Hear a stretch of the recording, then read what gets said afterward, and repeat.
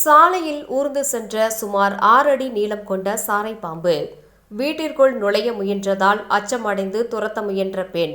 அதிர்ச்சியை ஏற்படுத்தும் கண்காணிப்பு வீடியோ காட்சிகள். கோவையில் குடியிருப்பு பகுதியில் வீட்டிற்குள் நுழைய முயன்ற சுமார் 6 அடி நீளம் கொண்ட சாரை பாம்பை கண்ட பெண் அச்சமடைந்து விரட்ட முயன்ற கண்காணிப்பு கேமரா காட்சிகள் வெளியாகி அதிர்ச்சியை ஏற்படுத்தியுள்ளது. கோவை தடாகம் சாலையில் சக்தி முருகன் நகரில் உள்ள குடியிருப்பு பகுதியின் அருகே இன்று காலை 10 மணி அளவில் அங்கிருந்த புதருக்குள் இருந்து வீடுக்குள் இருக்கும் குடியிருப்பு பகுதிக்குள் சாலையில் ஊர்ந்து வந்த பாம்பு சிறிது தூரத்தில் அருகே இருந்த வீட்டிற்குள் செல்ல முயன்று கேட்டின் அருகே சென்றது.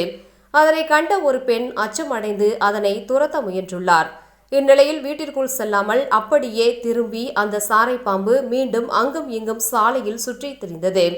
இதனை அங்கிருந்த நபர் கல்லை எடுத்து அடிப்பதற்காக செல்லுகின்ற காட்சிகள் அருகே உள்ள வீட்டில் பொருத்தப்பட்டிருந்த கண்காணிப்பு கேமராவில் பதிவாகியுள்ளது.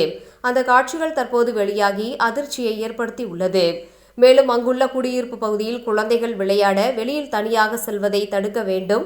மேலும் இரவில் அப்பகுதியில் செல்லும் நபர்கள் கவனமுடன் செல்ல வேண்டும் என அப்பகுதி பொதுமக்கள் வேண்டுகோள் விடுத்துள்ளனர் என்பது குறிப்பிடத்தக்கது.